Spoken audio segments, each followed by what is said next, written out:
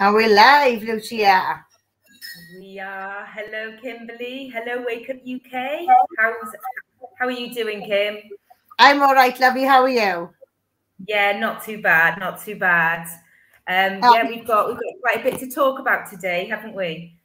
Yeah, we got Phil in the chat. Phil's in the chat already, so let's say hello to Phil before we start. Hey, Phil. Yeah, we have got quite a lot to chat about, Lou. As you know, a lot has happened over the last week with our side of the fight. And a lot more is going to be happening next week because we're literally going to be taking off next week, aren't we? So, yeah, got something on daily next week, which is fantastic. Yeah. So for the people that don't know, we are Public Child Protection Wales. We're an organisation set up by members of the public to fight the injustices in our safeguarding policies, basically surrounding the children. But our main fight at the moment is we're fighting against what's referred to in Wales as RSE, Relationship with Sexuality Education. But it's actually CSE, is Comprehensive Sexuality Education, which all 4 governments kindly signed us up to on the 1st of March 2017. So with regards to us, I think I'll just jump ahead and say where we're at with regards to us, and then we go on then to talk about what's going on in the UK, Lou, is there? So with us, guys, we're on a deadline now. We've literally made it. We are where we knew we were going to be, where we knew we'd be headed. We are going to court. We've got a deadline of the 16th of March, which isn't long. That deadline means we have to raise tens of thousands of pounds and we have to get our case in order. But for the public, so a lot of people, obviously they don't see what we do behind the scenes. They only see what we report back. And there is a lot going on, guys. It is taking off, but we still need you guys as well. We need you guys more than ever now because of the fact that we've got a legal team, because we're actually going to court. And this is it's a UK fight. We can't do this just in the court on our own, Lucia, can we? No, we need everyone to club together because, like, we're fighting the RSE, which is coming into Wales, but this education is, you know, it's all over the UK. You know, we visited Scotland last weekend, which is why we weren't on live last weekend. And Scotland have, you know, they're really seeing it firsthand now, aren't they? Like the sex education that come into the schools there. And there's been something very, very concerning, hasn't there, that's come to light. There's this sex survey that is sent out to children. Well, they say 14 and 15-year-olds. It may be younger, but by the by, it's very invasive. And, you know, even me as an adult being asked those questions, I wouldn't be happy to answer them. Yet they're putting it out there. For all, you know, for these school children that, you know, they have to answer these surveys. So, yeah, it's my brain just like explodes sometimes, like when I realize what is actually happening in our UK schools. It's horrifying. Well, let's just give an example of some of the questions that they've got on there. They're asking children how old they were when they had sex, and it's like 14 to 15, 13 and under. Vaginal sex, anal sex, is, you know, it goes into fine details like that. I know Mandy's really concerned about a child that's been sexually abused, dealing with that questionnaire. Well, Mandy's concern is for children who have disclosed their abuse. My concern is centered on the kids who don't even understand they're being abused. This can be absolutely soul destroying. It can open so many wounds, and we could actually lose lives. You know, this is what really annoys me about the government. These people are fragile, and they just don't care. They just don't care. I feel like the government is set out to open scars, create wounds. I don't feel they're there to help and heal at all. And I've got to be honest with that, you know. And like we said, the questions are absolutely disgusting. To me, as I do a lot of work around perpetrators, so I know how their mind works. You can't hallmark a perpetrator, you can't, right? We've got to actually think like one. And those questions are opening lines, you know, to grooming. What you'll often find is there will be discussion around genitals or boyfriends and girlfriends. Have you kissed? Have you done this? Have you touched? Have you done that? So that's very much how the conversation starts, with a lot of abuse, you know. So for me, I see something completely different when I look at this stuff. But I believe what I see, everybody should see. You know, everybody should have this knowledge. But to have this kind of knowledge, you've got to get out there. You've got to get yourself in debt. You've got to put yourself through all these different courses and degrees and everything else to have just what I consider basic safeguarding knowledge. You know, it shouldn't be that way. This information should be readily available. It should be like we get posters in clubs about domestic abuse, report domestic abuse. You see them in the hospitals, report domestic abuse all the time. There is nothing at all to do with child sex abuse, exploitation. It's never there. It's never there. And our government have a lot to answer for, to be fair. Yeah, do you know what? That's a really good point, Kim. That is a really good point, because you do see, you know, even when we were away recently, at the back of one of the doors, it said about if you've got a date and you're unsure about him and you feel you're in danger, go to the bar and ask for Angela. So, you know, there are things in place there for, you know, for adults who are, you know, scared or going to be experiencing abuse, but you don't see it so much for children. And yeah, that really is a good point. Another thing, going back to adults and children, Lou, this is a thing that really gets me. We put in the safeguarding responsibility onto children, when in actual fact, how many adults are manipulated by other adults? Yeah. You know, it's like we'd expecting children to perform at a much better standard than adults. It's not going to happen. It's not going to happen. No, it's not. And, you know, we already, we hear, like, we heard some awful stories when we went up to Scotland, and, you know, we hear it on the news, and even on the news, where children have been abused, and, you know, some children are actually killed in their own homes, but they are known to social services anyway. So if these children are disclosing, or there's other adults around that have disclosed that these children have been abused, the system's broken. The system isn't helping them. So what are they expecting children to do now? Like, well, this is it, Lou. There's a report being published by our government, and it was published September 2020. So it was commissioned by Welsh Government and Barnardo's.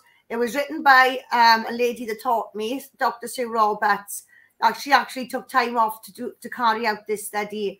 And it tells us that social workers aren't allowed to. So if you report something to a social worker, they aren't allowed to ask questions.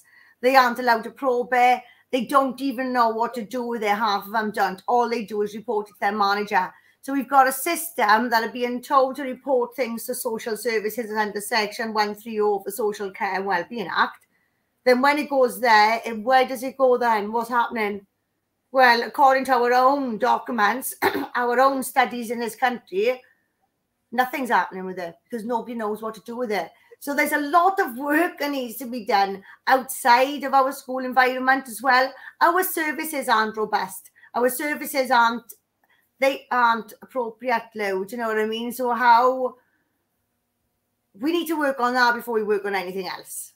Absolutely. You know, these systems as well, they're attractive to perpetrators. Do you know what I mean? So sorry, Sam came in then. Sam is logging on, everyone. I'm really sorry. My mind went then, and I've seen Sam come in, and then I just went off track. But yeah, so this is it. We got a system that's not even fit for purpose. It's not fit for purpose. We can do far better, you know. We can do, and it's not a huge investment. All it is educating adults, and the educating of adults isn't the bather rule. It isn't teaching kids correct terminology. Yeah. It's teaching adults about perpetrators. It's understanding perpetrators. You know, we've got, how many times we've had like famous people that's committed these huge frauds. They've gone to work for the FBI in the end. You know, you need to get inside of the mind of these people. Otherwise, what's the point? What is the point? Every single piece of training I've ever taken part in, every single piece of training I've come across online, including the NSPCC, not one piece of training talks about the perpetrators. Not one. It is, honestly, for something that's so wide scale, child sex abuse is a global epidemic, okay? It's a fact. It's written. I don't read newspapers. I don't watch TV and things like that. So everything I say comes from journal articles. It comes from studies. And child sex abuse is a global epidemic. And we need to, we're not going to solve that in the schools. No, absolutely. The adults. Hello, Sam. Hi. Sorry, I had major technical issues. If it wasn't for Danielle being here, I wouldn't be here now. Well done, Danielle. Yeah. You're not PCP if you don't have technical issues, okay? Exactly. Oh, so to everyone, I wouldn't have had a clue where to start if it wasn't for Dan there. Well done, Dan. So to everyone who don't know, this is Sam. Sam is our North Walian Glaswegian. So she's a bit of Hi, both. everybody. Sam is, like I said, Sam's from Glasgow. She's North Wales now. She's a fluent Welsh speaker as well. And it's an absolute honour to say Sam is officially part of PCP, along with Joan, of course. Thank you. So, Sam, you came with us last week up to Scotland as well, didn't you? It was your first time working. Like Sam and Joan and everyone from North Wales have supported us from the start, guys. Okay, they really have. They've come to every protest. They are there with us 100% of the way. But so I can't really say now they're officially working with us because they've always been with us. But now you really officially are. You're in the group messages now, Sam. So do you know what I mean? The battery on your phone is going far quicker, I suppose, is it? Yeah. Well, I got home from work. I got home from work the other day and I looked and there was like 80 messages and it was like, oh my God, I need to sit down and have a little bit of time and go through these. So it's good. There's always a lot going on in our WhatsApp groups, isn't there? Yeah. But it's good to be involved and know what's going on and, you know, what's happening and what we're doing next. You know, and this is it. We don't post everything on Facebook. It's and we've always kept you guys in the loop anyway. I have private calls with you, Joan. I always we've got older members as well who follow us through the website. So I always go out of my way to have the one-to-one chats with them and like try and keep them up to date. But now you're actually seeing things in real time, Sam. How's that? How does that feel for you? It's just quite amazing, you know, because like I'm getting the news as it's coming in now. You know, just like what went on with the barrister the other day, you know, I was sort of thinking all day in work because I knew I couldn't, you know, sort of log on to anything, but it was like, oh my God, what's happening? You know, and just to be filled in, you know, all the time. It's amazing. It's amazing and it's amazing to be with you guys. It's fast paced, Sam, isn't it? Yeah. Last weekend in Scotland knackered me. Yeah, but it's everything. Yeah, it's the journey up there, and it was a very emotional day as well, wasn't it? When we went to the protest. Just listening to people's stories, you know, and actually seeing them there in the flesh and saying, you know, what had happened with their child, or you know, it was heartbreaking. It was heartbreaking. It really was. But you have to see it to believe that, you know, it's actually going on. You know, and I think that's the problem with a lot of people. I think it's just so much easier for them to stick their head under the duvet and, you know, pretend it's not going on. Because when actually, you know, it's going on a lot more than what they realise. It's like there's a new parent out every week looking for their child, and this is the place we live in, guys. It's 2022, and this is the reality of Great Britain. Yeah, it's horrific. It's horrific. It's bad enough that it happens, and you know that these things happen, but the fact that they are not adequately dealt with in the justice system, and, you know, with the police, the courts, etc. You know, when people are being, you know, when they find the perpetrators, they're not always, you know, justice isn't always served, and that's, you know, it's worse then, isn't it? Because these poor parents, or perhaps these adults who were abused as children, they're not getting proper justice, and all they can see is that it continues to carry on. You know, like, it would be for people who have gone through trauma, you know, if they could see that things were being dealt with, and, you know, the justice system was doing the correct thing, then it would be like, obviously it's always going to be difficult, but at least they can see. Be less painful. How can you heal? How can you heal while you know other people are still suffering? There's going to be a story, there's going to be a trigger. Even if you have never disclosed this to anyone in your life, you're still going through it inside yourself.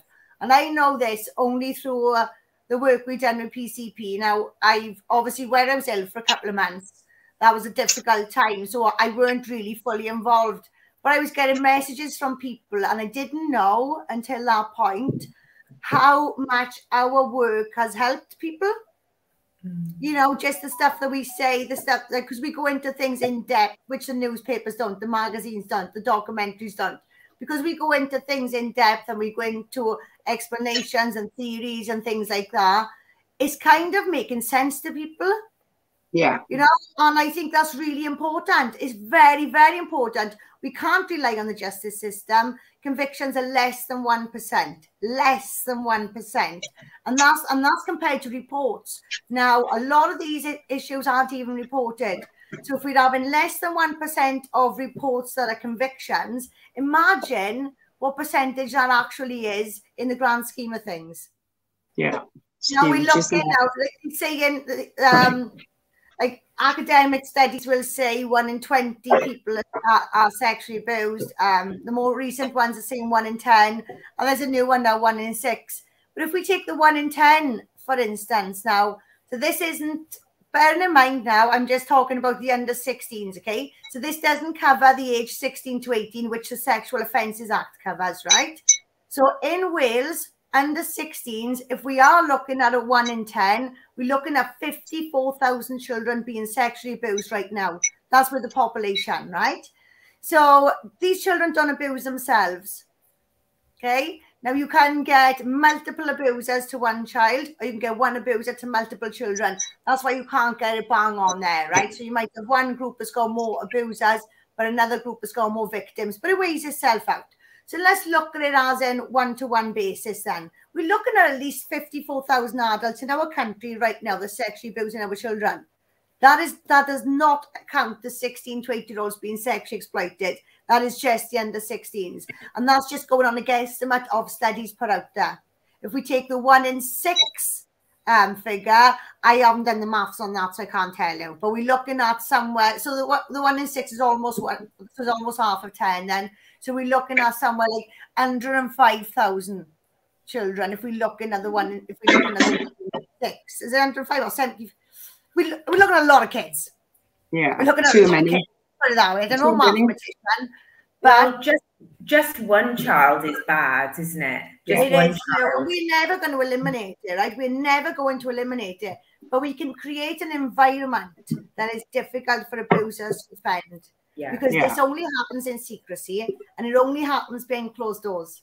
If we open doors and blow the lid on the secrecy, we've created an environment. Think about it now. Let's think about a thief, right? A thief now is pinching money all the time. Now, when you put your purse on the table and there's 10 people in the room watching that purse, is the thief going to take it? No. They're not going to, right? No. If there's 10 people in that room that's not aware that they're the thief, they're not even going to be looking at the purse, are they? Temptation's there, they're going to take it. Yeah. You know, and it's as simple as that, guys. It is as simple as that. You know, it's a burglar alarm.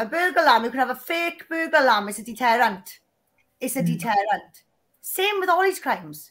Like these things will be deterrents. Whether it's watchful eyes. When you're talking about this, like you're talking about the weather, who's really going to offend in that environment, guys? Let's be honest. It's not many. Most abusers are cowards. They're not going to, because they don't want to be known as that either, don't they? So if people are more likely to, you know, if people start, you know, if you hear something or you're unsure about someone, you've got to stick your nose in, haven't you? A lot of people won't do it, especially if it's, oh, they don't want to believe it. You know, if it's a friend or a relative, you don't want to believe it, and people will almost like bury their heads in the sand. Whereas if there's more, if people are just like, hang on, zero tolerance, because when it comes to sexual abuse or sexual exploitation of children, there should be zero tolerance. If you know, people are more thinking that way, then you're not going to have an abuser abusing a child if people are like saying, I'm watching you, I'm onto you. You know, years ago there was a thing. There was like 3 strikes and out. So if you were a really violent offender, and you like offended in the same way 3 times, you're out, right? You're left off. 3 strikes and out. This is what we should bring in for abusers. Now, before anyone flies off the handle, I've offended victims by saying that before, guys. No, I'm not saying they get 3 chances to abuse a child. What I'm saying is they get 3 chances in the sense of internet charges, grooming charges. So not the fact that they have to actually abuse a child. If they've been caught going down this road, whether it's viewing images, whether it's talking online, they don't have to actually harm, physically touch a child themselves to be engaging in this activity. It's still a criminal offence. So if somebody's been caught, and we also know as well, it gets worse with time, okay? You get braver, it gets worse with time. These crimes don't go soft and suddenly disappear. It gets worse, right? The sexual gratification, it's not there. They desensitize to it. They need more and more and more. It's a fact. So in that sense, there should be 3 strikes and out. Because whether you're viewing images on a computer and haven't touched a child, somebody else has touched that child. And you've watched it. Yours, do you know what I mean? So, and people hide behind that. See, people think if I'm not actually doing anything, then I'm fine. They think it's a victimless crime. It's not a victimless crime. Some child has been assaulted for your gratification. And it's feeding their own. I strongly believe the evidence is there. The science is there. We need to get tough. We need to get tough, and we need to put deterrents in place, you know. They say prison's not a good deterrent. Well, do you know what? In some cases, it does make criminals better criminals, right? That's a fact. You know what I mean? You've got a smart cookie in jail. They meet other smart cookies. They're just going to perfect their crimes. And it's pretty much the same as well with the sex offenders wing. They're all together. They're in their community. They get a bit of guts, and that's when they appeal against their crimes, you know. We need to be tough on it, guys. There's a system in America, and they've built this place. It's like a little community, and this is where sex offenders go, right at the end of their sentence. They're not allowed back out on the streets. They go through physical testing. So they hook them up to machines. They show them images. They show them pornography. And if their body shows any sign of gratification towards that, they can't be released. They can't be released. You know, and that's scientifically monitored. There are ways around this. There are ways of protecting our kids. Our government simply doesn't want to do it. And we all know why. You look at how much they can censor the internet in general now, you know. It's like, well, why can't they do that with, you know, child pornography that goes around the internet? You know, they're quick to censor free speech, you know. It's like, well, sorry. I came across a small video of Brian Harvey the other day, and this video is 3 years old, and he's calling out a lot of people. I'm not going to go into details, but what I found staggering was he made a really good point. He said, I've sold 20 million records, he said, 20 million albums, yet I got a video on YouTube, it's only got 60 views. That's odd. Do you know what I mean? And I thought, you know what, that's a fair point. That is a fair point. Look what Facebook's done to my videos now. I've got one video on 47k views. I think this happened after the Kinsey video, to be honest, because only since then I've noticed it. Every single video we've done over the past 18 months, I cannot open to public. They've shut it down to friends only. I cannot even go in and change the settings. We've also, as well, as you've seen, guys, my landlord has tried to share a link on a builders forum who they're having a deep discussion about the sex education. Facebook won't allow the link for our website. It just will not allow it. So we have to type in www. Yeah. They are. They're getting scared now. They are starting to shadow ban us now, aren't they? Oh, they are 100% scared. I've gone on my old Scarlet profile, and if I post something on there, it gets nothing. Wow. It gets nothing at all. Yeah, it just goes. That's a really good thing, though. It's a good sign, guys, because we are. If you think back to when we started this and to where we are now, yeah, it has been difficult, and we thought we'd get nowhere. But come on, Lou. We were arguing with one of our group members has family in Scotland. Their family was arguing with us, saying we were wrong about the Scotland contents. Now they know we're right. And it's not a case of being right. It's a case of everyone being aware, you know? Yeah. And look at the difference in Scotland now. The difference just from September to January, things are moving fast and they are losing control. They are worried. Yeah. Yeah, they are. You know, I've noticed on, you know, just on our social media, there are more and more people now actually, my God, you are right. Because it did seem a bit far-fetched in the beginning. When people first hear this, they're just like, no way. There's no way they'd let this into the country. And, you know, I remember I was on one of the, I think it was one of the Bridgend pages, and there were people arguing like mad with us, saying, no way, you know, that's not true. And I even gave a link for the All About Me schools. And one man was like, they've scrapped it, so your campaign means nothing. I'm like, that's proof that All About Me schools, which was teaching children to masturbate from what, like age 6, was it? Age 5 or 6? Yeah. That was there in an English school. So how can you carry on saying it was only scrapped because there were so many people complaining about it? And they had like pressure groups, they had religious groups that, you know, were badgering them to stop. That was the only reason they scrapped it. But, you know, it has come back. But that was proof that they will bring it into the country. But, you know, people were still not, you know. They lied about that as well, Lou. So let me just inform our viewers the truth about that.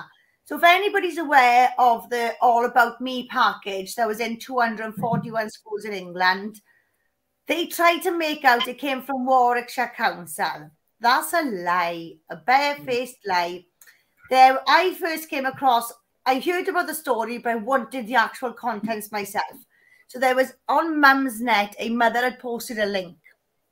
And I got onto that link. I had come onto a UNESCO site. It was there in 52 languages. So I don't know if it was 52 languages. I'm just saying 52 because I know it's in 52 countries. So that might be a lie. My bad if that's a fib, right? But it was there in multiple languages for each country. But our papers made out it came from Warwickshire Council, just the same as they do with the trans toolkit. They're making out it came from a council in England. It's not. It's really not. They're all coming from the big boys. And we have been led to believe, oh, it's a mistake. It's a typing error. It's this. It's that. It's an agenda. We know we're coming to deal with it. Yeah. And I think this is what the government are more concerned about. They know where we stand on this issue. We've submitted 17 pieces of evidence to them. They've had to publish that on their website. They've had to. You know, so they know where we're coming with this. They, you know, we haven't even interpreted anything. We have presented them with the facts, with their own documents, and we've questioned them on them. So if I was the government, I'd be scared too. I would be. Because they thought we would go away long before now, ladies. Long, long before now. Like, the strange thing is, Kim, how did they think they were going to get away with it? Because they could say, no, it's lies, misinformation, as much as they want. But once it's in the schools, like, parents and teachers are going to actually twig. Like, I know all kids don't tell their parents exactly what they've learned in school. And like I know my kids, when they were younger, they'd be like they'd forgotten, you know, what they'd learned in school. But there are going to be children that are like, oh my God, you know, they're going to go straight back and say what they've been taught. And there are going to be teachers that are going to be like, whoa, I'm not teaching this. So I just don't understand how they thought they think they can get away with it. Do they think they can just push it into the schools and nobody will really sort of notice? And well, what happens is, so there would be a parent would complain and then they get a response such as, we've always done this. So I'll use an example again. So we're talking about the condoms. And so we got 11-year-olds now putting condoms on adult-sized dildos, and we hear, we've always done this. No, you haven't. You started the 16-year-olds putting condoms onto a banana. Then you had the 14-year-olds putting a condom onto a cucumber. Now you've got the 11-year-olds putting a condom onto a life-size dildo. So we get some parents being told, but we've always done this. The parent's going to feel silly. Like the parent's going to feel silly then. Oh God, maybe I'm a bit of a prude. We've also got then, well, actually, the same response I kind of did when I looked at the World Health Organization document. It's got to be right. It's the World Health Organization. Something wrong with me. But obviously, I'm a bit more thing than that. But do you know what I mean? You have to find the answers because you think, well, they've got to be right. Yeah. And then, you know, so this is, and then you've got the other parents and it's going to really, really kick off.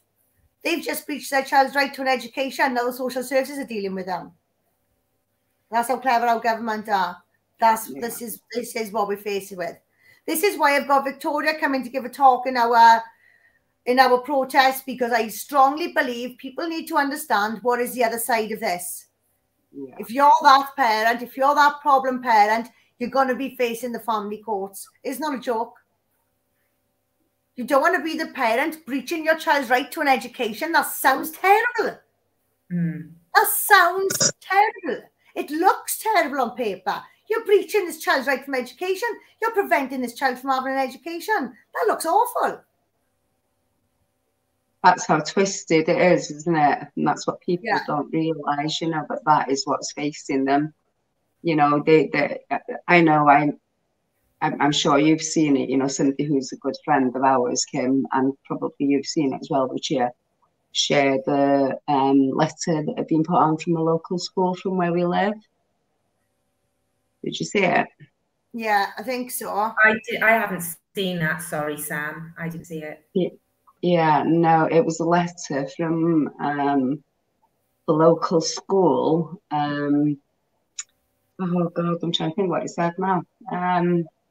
So the one about RSE, Sam? Yeah. Yeah, well, at the bottom of this letter, the very last sentence, they have said, this is another place where they're clever, because it's actually true as well. They've actually said, if you want to remove your child from this lesson, you can write to the school and make arrangements. That's true. That's true. Yeah. Do you know why it's true? Because the new curriculum don't start until September 2022. Yeah. So by the time the parents have requested this year, they're going to assume the request falls on for next year. Yeah. Next year is completely different. It's completely different. We're playing a different game next year. Yeah. And that was year 6. See how this wording is very important. This timing is very important. And people are being led up the garden path left, right and centre.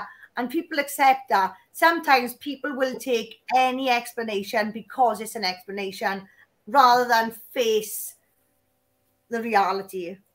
Yeah. And that was year 6 as well, you know. So, like, how old are year 6? They still have to be really young, aren't they? Yeah. That's the primary. So, yeah, they're 10 going on. 10, 11 maybe. Yeah, I know. Well, I had the letter because Layla's in first year of comp now, but last year they brought in the RSE straight away in her primary school, and I had a letter and it said I was able to withdraw her. I was the only parent who withdrew her, so she was on her, because I wasn't going to send her to school, see, on that day when I knew the date that she was having it. So I phoned the school and they said, no, we have got alternative arrangements for her. And she spent the, I don't know if it was an hour or, you know, the hour that all the children were in that sex education class. She spent it with the supply teacher who was lovely. And she had a nice conversation with her. She told her, I think it was where she was telling her about when we went camping and that, you know, because it was just that. Just after we'd gone camping, I think, yeah. So, you know, she enjoyed it. She was fine, like being one-to-one with the supply teacher. But like all the other parents, they just seemed to think it was okay. And, you know, when you read it on paper, it didn't look that bad because it was just saying about puberty, etc. But my daughter, you know, she knew about that through me, and she didn't want to be taught by, you know, the teacher who she liked as a teacher, a man teacher as well. Girls don't want to be taught these things by a male teacher either, you know. So, you know, it was awkward. It was awkward for the children. It was awkward for the teacher as well. Well, do you know what? It's another thing. They keep bringing this in earlier and earlier, and they keep using the excuse. We got some girls starting a period as young as 8. Well, actually, there are psychological studies out there proving that if you start talking about this stuff, it triggers it in the body. So why are they making these kids start these stuff earlier then? Why do they want these sensations and these things being triggered inside these kids' bodies if it's not to get them developed quicker? It is psychologically proven that when you introduce these concepts to children, so a child will start their period. You know, if you've got a girl in a house full of girls, say she got 4 older sisters with her mother and her aunties and everything else, the chances are that youngest child is probably going to start her period quite young because she's been in this environment where they've all having their periods. They're all open about it. Do you know what I mean? This child has learned about periods from a young age anyway, just to be in our environment. So she's naturally then going to start her periods a little bit younger because it's manifested and it's triggered in her psychology. This stuff is real.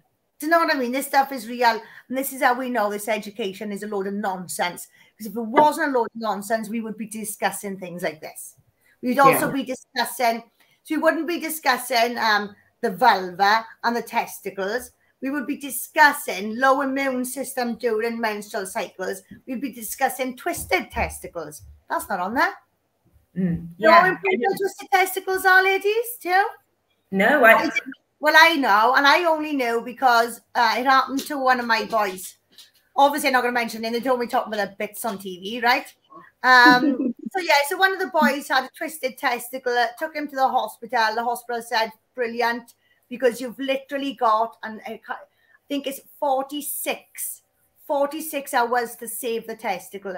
Now, I turned to Facebook for advice on that, and all the boys told me on Facebook, get the hospital, get the hospital, get the hospital. It wasn't until I got there that the surgeon told me it was 46 hours. So it wasn't a full 48. So I remember thinking, oh, that's odd, it's not 48 hours. So it must be specific for them to say 46 hours.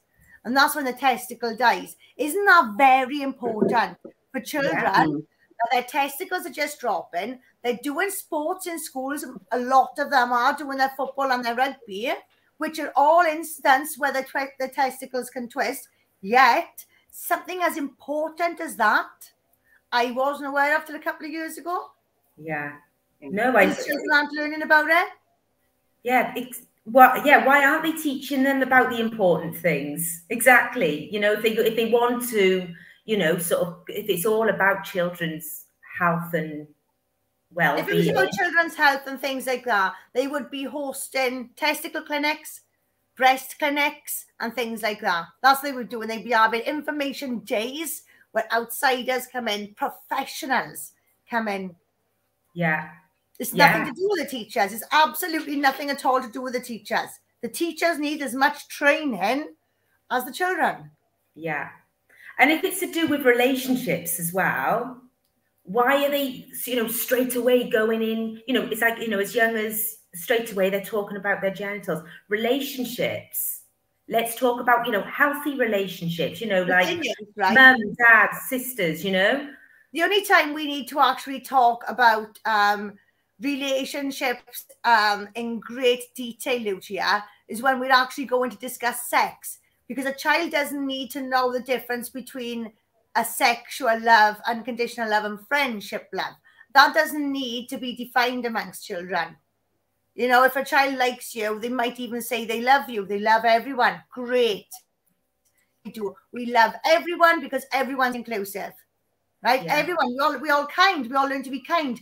To teach a child to be kind, you don't have to tell them about anal sex. You don't have to tell them about any sex. No sex at all. The only time we go into details about, you know, all right, same-sex couples as well, you know, so what? 2 mums, 2 dads.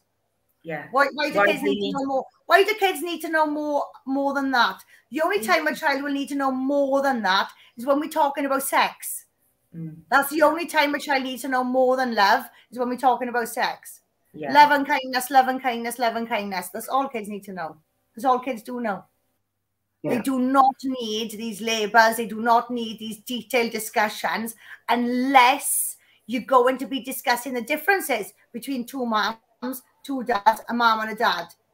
The only time you're going to be, do you know what I mean? If you're going to be discussing the differences, you're going to be discussing sex, aren't you? Sexual intercourse, because that's the only difference between me having a lesbian relationship now or being married to a man. The only difference in our relationship is sex, how we have sex. My kids don't need to know that. No, they don't. They don't at all. And I don't need to know how to have sex with a woman or how to have sex with a man. I'll find my way, thanks. Yeah. That's all part of relationship building, is learning together, trusting one another. Yeah. Going that step further.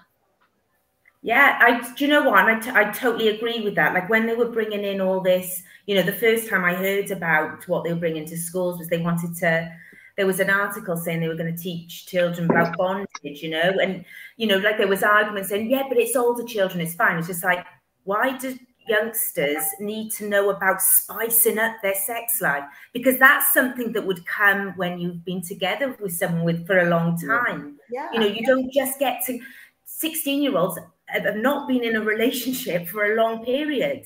You know, do you know what I mean? They've only just got together. And if they are going to take that step further with their partner, then yeah, as you said, they need to be in a trusting relationship, a long-term relationship where they trust each other and they can speak to each other about it. Not, you know, like they're just enforcing this thing of just like, do as you please, as long as it's consensual and as long as you use a condom. That's all they're doing. They're not, you know, like what about all these youngsters who are jumping, you know, maybe jumping in too quickly? They end up getting heartbroken, emotionally, you know, emotionally hurt. You can't repair that. You can't, you know, like, and they can't cope with it when they're that young as well. No, they can't. Do you know what? And again, there's a psychology behind that as well, Lucia. Now, my son, he's autistic. He's just had a relationship and he's broken up in that. He's come out of that relationship. Now they've split up. Obviously, difficult for him. It was his first relationship, his first love. But I had to explain to him, hang on now, there's a different psychology here between men and women. So what you'll find is, if you think back to your relationships in the 20s or your friends' relationships, you'd have that one couple that always split up and get back together. So you get that one friend that'll build herself back up, and as she's on her feet, her ex will come back in crying, right? And she'll think then, oh, he spent all these weeks missing me. No, love. It took 6 weeks for it to actually kick in and him to start grieving for you. So, do you know what I mean? Why aren't we telling kids this? So what happens then is, because a man never really gets over the relationship before, he carries it into the next relationship. So if the man has had 10 relationships before he's met you and he hasn't actually grieved for those relationships, you've got 10 relationships worth of baggage in your relationship then. It's a psychology behind it, it's a fact. You know, and this is another thing we need to be teaching kids, how to handle these emotional breakups, how it's going to impact boys differently to girls. Funny enough, me and Joan was talking about this the other day, and we were saying how women are so good at discussing their feelings and recognizing their feelings compared to men. Well, actually, women are taught from a young age that we do kick off for no reason every month. Do you know what I mean? We do fly off the handle nearly every month for no reason. So we have our periods to make, and we've got that thing then where we have to accept, hang on, I've been a bit out of order here. Do you know what I mean? So it's easier then. So we get practice. We practice talking about our flaws. We practice, you know, kicking off with these hormones and things like that. So we learn to work through our emotions, whereas men don't have that. So they don't even have the break where they have to tell themselves, hang on a minute, I was a bit out of order there. Do you know what I mean? They don't have that like we have today. And these are the things that people need to be learning. If they're going to be learning anything in school, these are the kind of things they need to be learning. You know, the complications. This is how How do you prevent things from happening? How do you reduce risk? By looking at the complications and consequences.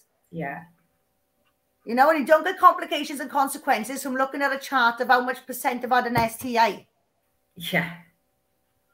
You know, and that, at the end of the day, we should be running this RSE show, not them. Yeah, absolutely. Yeah.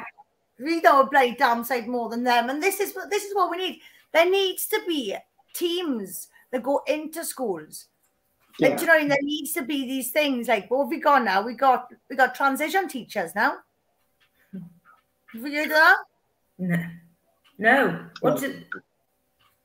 When you say transition teachers, a parent posted something on social media yesterday. I think it was to have a dig at me, and and she added into a post about her son's transition teacher, and I'm thinking, well, my son needed a special teacher as well. Do you know what I mean? To help cope with his emotional overload, with his autism, with his additional needs, with the condition he was born with, and but no, they've got transition teachers in school now. When you say transition teachers, what you mean for children that want to transition? Is that what you mean? So transition. So the transition teachers are either to come out or to come out as a different gender. So that's what we're dealing with. And that's school, like literally in my county. That's insane. And yeah, as you said, yeah, there's a lot of, you know, like children with additional needs, or perhaps who are dealing with bullying. In, you know, there's loads and loads of needs that, you know, that they should be concentrating on. But instead, you know, we've said this over and over, instead they just seem to be concentrating on people who want to be trans and people who want to come out. That's all they're concentrating on. See those words, Anne, and I love that. See, they're looking at, instead of looking at needs, they're looking at people who want to. Yeah. So looking at wants and not needs. Yeah. And I use my kids on that thing all the time. Look at the difference between want and need. And when you can recognize the difference between want and need, things make a lot more sense to that. And even in your words there, Lou, you even said it. They're not looking at needs. They are looking at what people want. And if we look at what people want, we don't get anywhere. Yeah. If people only want what's good for them. Yeah. Yeah, no, that's really true. Yeah. Yeah, I know. It's completely back to front. Oh, there we are. Look, so we've got, let's have a look. Phil has been on the calculator. Hey. When I was talking about the population of kids, so when we talk about the population of kids, Phil have said if there was 1 in 6 being sexually abused in Wales, then the actual figure is 90,000 children. Right. So, you know, those children aren't abusing themselves, are they? So Joan is here.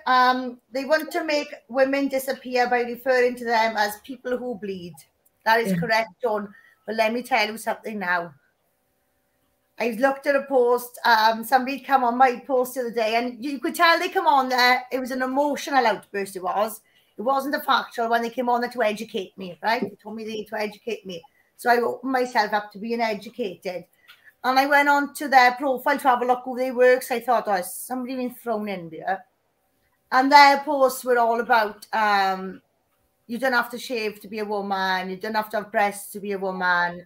You don't have to bleed to be a woman. You don't have to, and all this stuff. And I've just come through the most rotten, stinking period myself, right? And I was thinking, listen now, this is what being a woman is about, right? Not none of that crap. We've got a new post for that.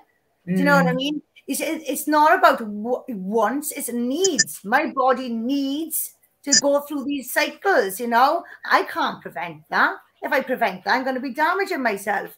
So stop trying to take that away from me. I've gone through that pain and I've gone through that suffering, and it's mine.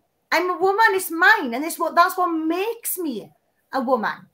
If I go through the menopause next week, I stop bleeding, does that make me less of a woman? Well, no, it doesn't it? No, because you've gone. Exactly. I'm going through the change then, Lou. I'm going through the change then. You know what I mean? Being a woman isn't about how you look. If it's about being a woman, then come and jump into my shoes then, because I'm just under 5 foot. I've got absolutely no breasts at all. Never have. I have rotten, stinking periods, and you want to be a woman? Come on, then. Yeah. And the other one's about, it's not about long eyelashes, big hair, big boobs, and little waist. It is not about that at all. The only time it's about that is when you're trying to really look like that. Yeah. You know, that's an image put onto you by celebrities who are actually male anyway. That's why they go no childbearing hips. Yeah. No, See a lot of them, you know, most of them are male anyway, and they haven't got no childbearing hips. Yeah. Look at Bill, he doesn't need the calculator. He's a fib.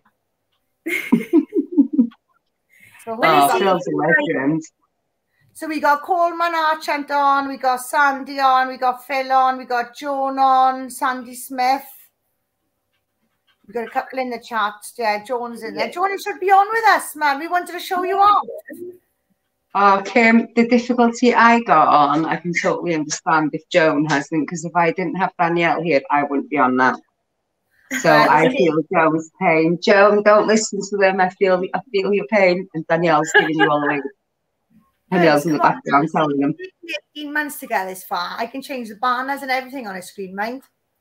Yeah, you're doing really well, Kim. I couldn't get on my phone, though. I did try on my phone. I got to do something to the settings, so I've had to come on. I couldn't the other day, Lou. I had to literally, I couldn't even come on. I had to change from hours to Wake Up UK. You have to do it on the computer, I think.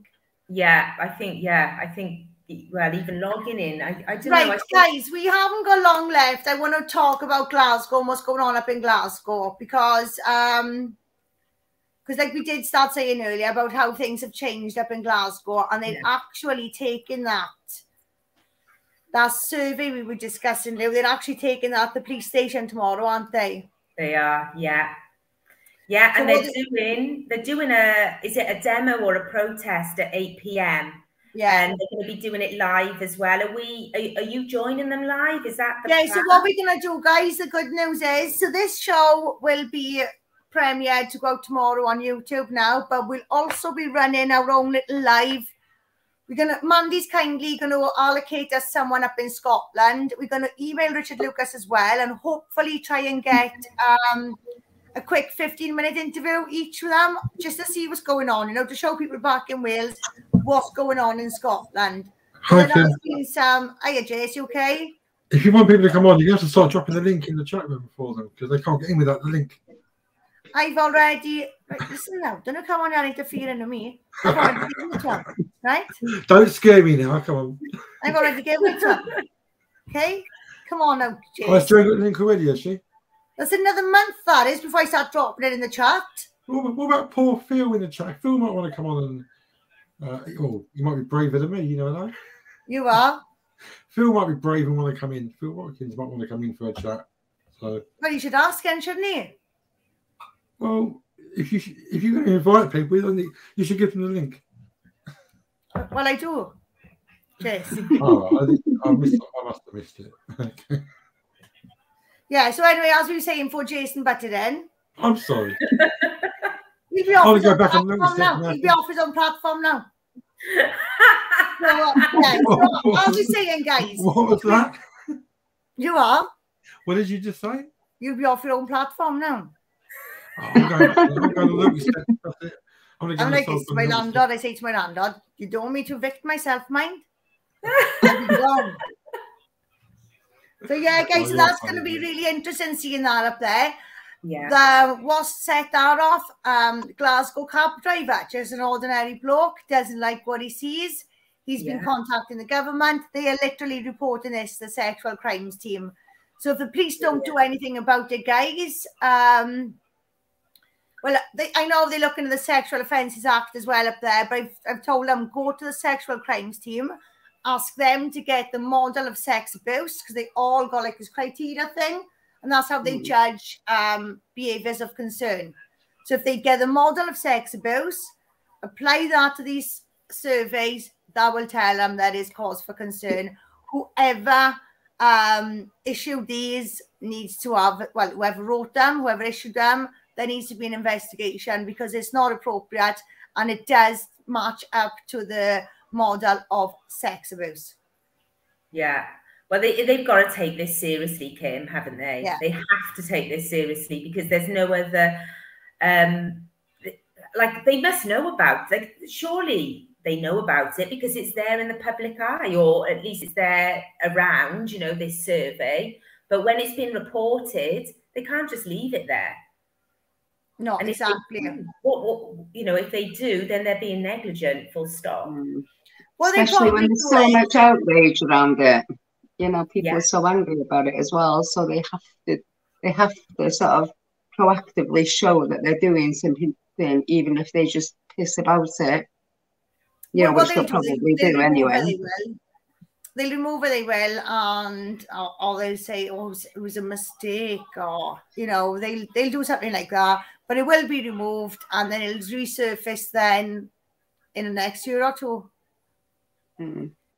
But it'll resurface in a different way. Maybe it'll come through on I don't know, a challenge day in school or something like that. It'll come through on a different route.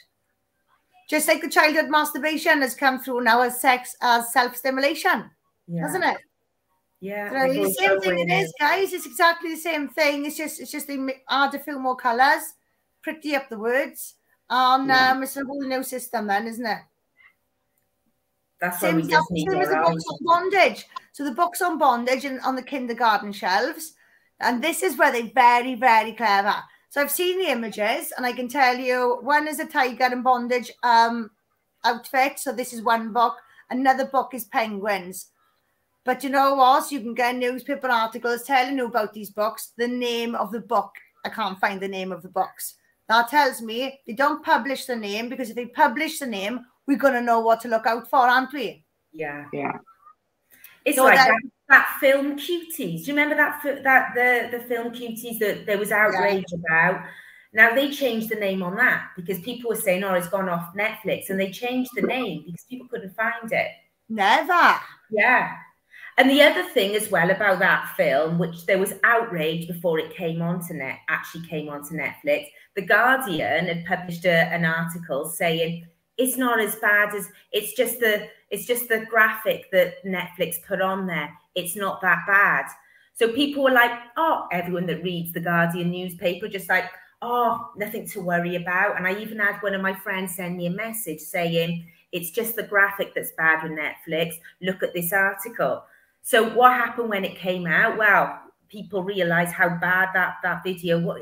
It was. I didn't watch it, but I read a blog that it was a child psychologist had actually watched it, and she wrote line by line how bad it was, and it was worse than I thought it was going to be. Actually, not what the Guardian paper had suggested, that it wasn't as bad. So yeah, it goes to show, doesn't it?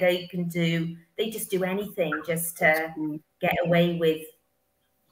Well, just get it. But this is it, Dossie, guys. But this is where we're close now, right? We've got this stuff going on in Scotland, and this is why we need to keep that connection there. We need to get their feed pumping into Wales. Our feeds need to be pumping into Scotland. We need to keep bouncing back and forth, because every single time this happens, another person's going to find out. We need people as well, like we did with you, Sam. We need people on their lives, on their own platforms. They've got different audiences. This is the time where we need to keep pushing, keep applying the pressure. It's never been this hot before. We're nowhere near where we want to be, right? But it's never been this hot before. Yeah. So now is the time to strike. We need to put our foot on the gas now, full pelt at this point. Because if we miss this opportunity, we might not get it again. Yeah. We've waited months and months for this to be happening. It's happening slow, but it's happening. You know, it is happening, and we are. Look, everybody's starting to wake up now all across the UK. It's not just Wales, it's everybody. And we are going to do this, guys. I know we are. Like, I don't know if it's going to work in the court system. I don't know if it's going to work at that stage, but I do know it's going to work. I 100% know. I have never in my entire life known of these issues. Oh, well, I read his message. I've never known of these issues to be so much at the forefront as what they are now. I've never known it. You know what I mean? I've always been in my own little world, like a guilty pleasure kind of thing. Watching my YouTube videos, following my own thing. Nobody's interested. It's hotter than Vindaloo out there right now. Yeah. This is the time, guys. If we can't do it from this point, It's never going to happen. Our kids are going to be totally screwed. Yeah. You know, we've discussed the system, we've discussed the policies, we've discussed how crap it is, right? But I also strongly believe as well, look, there's Victoria Leonard and now they're smashing the family courts, right? There's teams everywhere. I always used to think these problems are massive, you can never fix them, you can never fix them. Well, you just choose your platform and you fight like hell on that platform, because the truth is you're all part of the same jigsaw. And if you pick your platform and fight like hell on that little corner, you chip away on your own little corner, together we're going to make a massive whole. We'll all come out to the same, we'll all come out at the same time. You know, we all need each other, but we can't possibly, like I said to Mandy, you're fighting too many causes. You need to try and put people into different sections. There's people fighting the forced adoption. There's people fighting the trafficking. There's people fighting the grooming. There needs to be, you all work together, but you all work separately as well. Because you can't possibly do it all, you know. But I do think we're in a great position right now with all the groups. As you know, there's been loads of infiltration with all this COVID stuff going on. You know, they can just throw people at us now. But I do strongly believe as well that we've come to a point where we know who's who now and what's what. Do you know what I mean? I think we're there now. I genuinely do think we're there. Sorry, I completely missed that then. So if I looked a bit sort of like funny, it's because my Wi-Fi is not very good. I think I'm lost again, actually. No, you're fine, love. You're fine. Oh, you are. I keep I can't repeat what I said because I forgot what I said. No, you don't have to repeat it. I'll watch it back and I'll watch the end. Don't worry to repeat it. It won't be nothing I haven't said and chat to us anyway, love. Okay. Yeah, now is the time, guys. Now is the time we need to strike while the iron is hot. Yeah. So, does anybody want to say anything before we end? No, that was long tonight, isn't it? You know what? It's gone really fast, actually, that hour. I just want to sort of say I'm looking forward to tomorrow. Really, really hope that there's some progress with Mandy and, you know, Glasgow Cabby. What an amazing business owner, isn't he? You know, that the cab owner doing that. You know, I'm really hoping he'll get a lot of business for, you know, for doing this as well, because he certainly deserves it. Yeah, so, he does. And yeah, out, isn't he? You know, he's putting his neck out for the children of Scotland. So huge, take my hat off to the gent, and obviously to the Glasgow Cabby. It is going to be the everyday people that's going to win this, guys. We've seen what's happening. People with big followings and stuff like that, we know they're dodgy. Yeah. There's no two ways about that. Do you know what I mean? And even the ones that shown interest in us, we've done a little bit of research and found out who they are. On these people with big followings, they ain't going to cut it for us. If they was going to cut it for us, we wouldn't have to be fighting this now. It would have been dealt with years ago. Exactly. Yeah. It's down to us ordinary folk. And we've got a big, massive week coming up, guys. We've got London on Tuesday. We're meeting the 20 organisations there again for the spring conference. Thursday, we've got a meeting in Usk with the Free Libertarians. Saturday, we're going to pop to Newport because there's an event there for the women's rights. So we're going to go down there just to see if we can get some support. We've also got loads of sponsors and that coming up, guys. From next week on, it is full steam ahead. So I don't know how it's going to go. I can't even tell you. We've got a lovely timetable for you. It's just going to be like a case of juggling hot cold. So I just want to say, girls, the best of luck for next week, because, you know, I'm working all week, so I can't be with you in London and us in Newport. But best of luck, and I'll be tuning into everything. Yeah, and keeping up on we'll be ringing you off the megabus, Sam. We megabussing it up, yeah. So say I'm home every night, free every night, so I'll take the calls and catch up. Brilliant. So what I'm going to do now, guys, is you don't have to come off here. I'm just going to end the broadcast, and then we can just have a little thing then. So thanks for watching, everyone. I know this show was a little bit all over the place. We literally wanted to chat. We just wanted to tell you where we're going next, really. This is it for PCPW, guys. This is...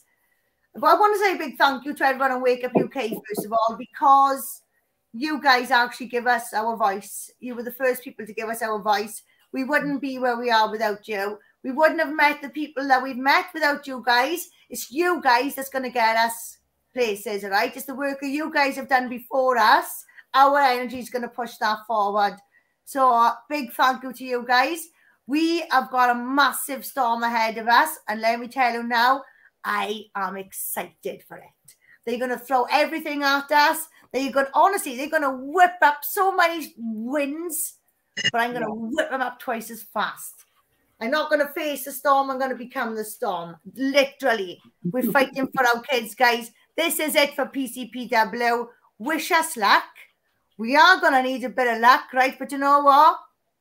I've also got the kind of mentality that right now I'm going to make my own luck. So brilliant. We're going forward, guys. I'm really excited for it. Like I said, it's going to be difficult. They are going to throw everything at us. But at the end of the day, we're ready. We're ready, guys. I do hope when we come on next week, we'll tell you everything we've done for the week. By the show the week after, we should be presenting our court case here on the platform Crowd Justice. So, guys, this is it. I just want to thank Wake Up UK. Just want to take this opportunity to acknowledge every single person in this team, including Adele as well. So if Adele's watching this, massive shout out to Adele as well. Guys, everything we have done from day one, right? Every single thing we've done from day one, the process we've gone through, the petition, the consultation, the writing of the letters, guys, everything it hasn't been in vain. It's all paid off. It's all been for this moment. And I'm absolutely proud of everyone. And I couldn't have done it with a better group of people. And I just want everyone to be really proud of how far we've got now. Regardless of what happens the next 2 or 3 months ahead, guys, it is a massive fight for us. We're probably going to come out with a few twisted limbs. I don't mind. But well done, everyone, PCP. And a big, massive thank you to Wake Up UK. Yeah. And thank you to all our supporters as well, because there's so many of you that have done so much for this campaign, whether it be spreading awareness and, getting involved in the fundraisers, donating money. There's too many of you to actually mention. So, supporters from day one have been incredible as well, and building all the time as well. Yeah, and that's it, guys. You guys haven't left us down. Do you know what I mean? You have put us where we are. And do you know what? We are not going to let you guys down either. This is in safe hands. That's all I got to say. It is in safe hands. I wouldn't trust it to anyone if I didn't think it was. This is in safe hands, guys. We're going to give it our all. We're going to give it everything we got. We're going to give it everything we are. And yeah, let's do it.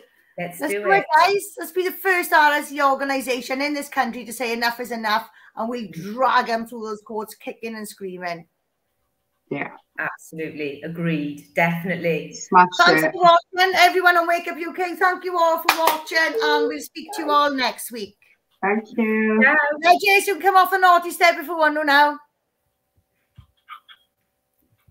I think you're still live.